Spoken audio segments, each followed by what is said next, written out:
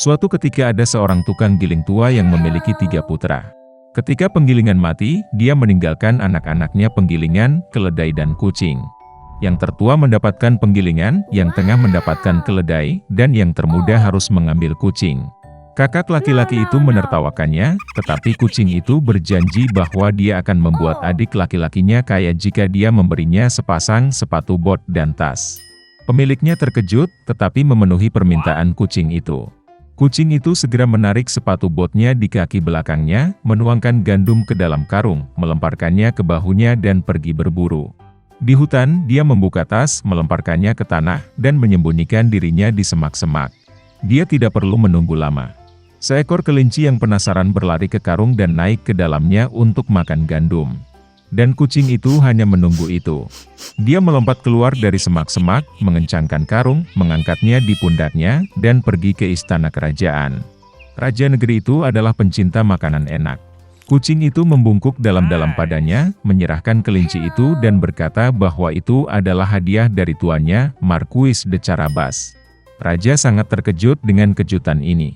Kucing itu membungkuk seperti bangsawan sejati dan pergi ke jalan. Keesokan harinya dia pergi berburu dengan karung itu lagi. Kali ini dia berhasil menangkap 2 ayam hutan gemuk. Raja sangat senang melihat hadiah menyenangkan lainnya. Selama beberapa minggu berturut-turut, kucing itu terus memakai ayam hutan dan kelinci untuk raja. Tapi dia tidak mengatakan apapun tentang ini kepada pemiliknya yang lapar dan kurus kering. Begitu kucing melihat seorang putri di istana, dia sangat cantik. Kucing itu menyadari bahwa dia akan menjadi istri yang luar biasa bagi tuannya. Maka raja akhirnya ingin bertemu dengan Marquis. Kucing itu menjawab bahwa mereka bisa menemukannya besok untuk berjalan-jalan di tempat pabrik berada. Dan dia sendiri berlari dengan kecepatan penuh ke penggilingan. Melihat pemiliknya, kucing itu berkata bahwa besok dia harus berenang di sungai, dan kemudian hidupnya akan berubah. Keesokan paginya, begitu dia masuk ke dalam air, kucing itu mengambil pakaiannya dan menyembunyikannya di semak-semak. Pada saat itu kereta kerajaan muncul di jalan. Kucing itu melompat ke jalan dan berteriak sekuat tenaga, "Selamatkan aku! Tolong! Marquis de Carabas sedang tenggelam." Mendengar ini, raja memerintahkan untuk menarik Marquis keluar dari air. Putra tukang giling menjadi sangat ketakutan ketika 2 penjaga mulai menyeretnya keluar dari sungai, tempat dia berjemur di air hangat. Raja memerintahkan untuk membawakannya pakaian sutranya. Putra tukang giling awalnya menolak, tetapi dia sangat menyukai pakaian bersulam emas sehingga dia dengan senang hati mengenakan pakaian kerajaan. Raja mengundangnya ke kereta, tempat sang putri cantik sedang duduk. Putra tukang giling itu tercengang, tetapi tanpa basa-basi naik ke kereta. Semenit kemudian, kereta itu meluncur melalui ladang dan padang rumput milik pemakan manusia raksasa yang tinggal di sebuah kastil besar.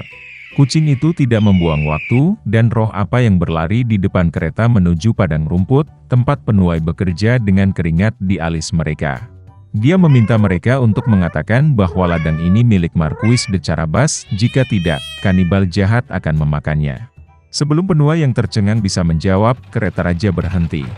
Dan ketika raja bertanya padang rumput siapa mereka, mereka menjawab dengan ramah bahwa ladang ini milik Marquis de Carabas. Sementara itu, kucing itu langsung menuju kastil pemakan manusia itu. Dengan ketangkasan kucing, dia melompati dinding batu dan berjalan ke kastil. Kanibal itu sedang duduk di meja besar yang syarat dengan berbagai hidangan. Melihat kucing di sepatu bot, dia sangat terkejut dengan kelancangan seperti itu.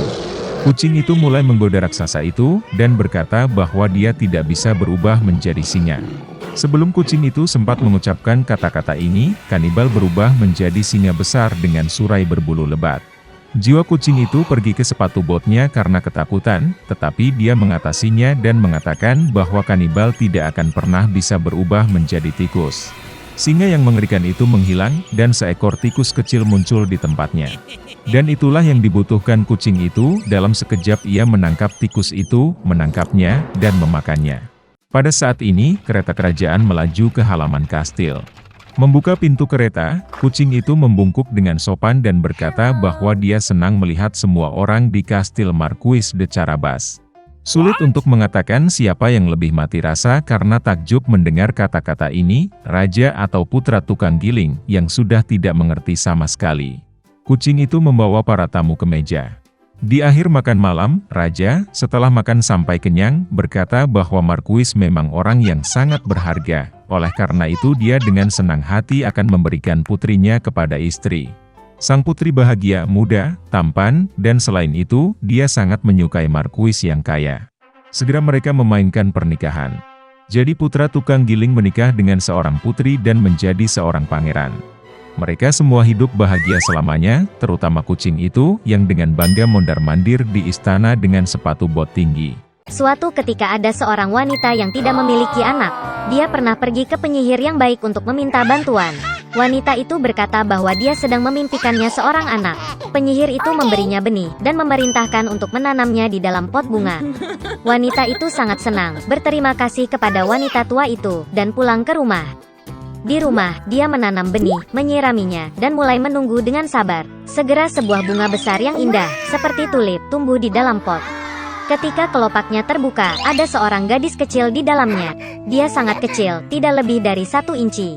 Karena itu, wanita itu memanggilnya Tumbelina. Suatu malam, ketika Tumbelina tertidur lelap, seekor katak besar naik ke jendela rumah, basah dan jelek. Dia meraih gadis yang sedang tidur dan bergegas ke rawa-rawanya. Kodok itu memutuskan untuk menikahkan putranya yang jelek dengan Tumbelina yang cantik. Dia menanamnya di tengah sungai di atas daun lili yang lebar agar gadis itu tidak melarikan diri.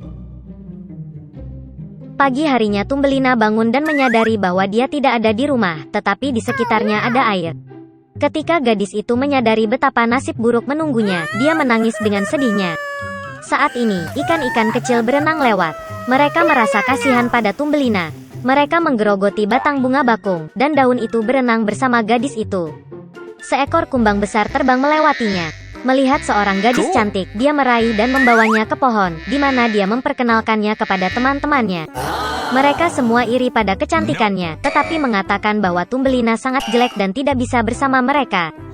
Di bawah tekanan dari teman, kumbang juga memutuskan bahwa dia jelek, membiarkan gadis itu turun ke tanah dan mengucapkan selamat tinggal.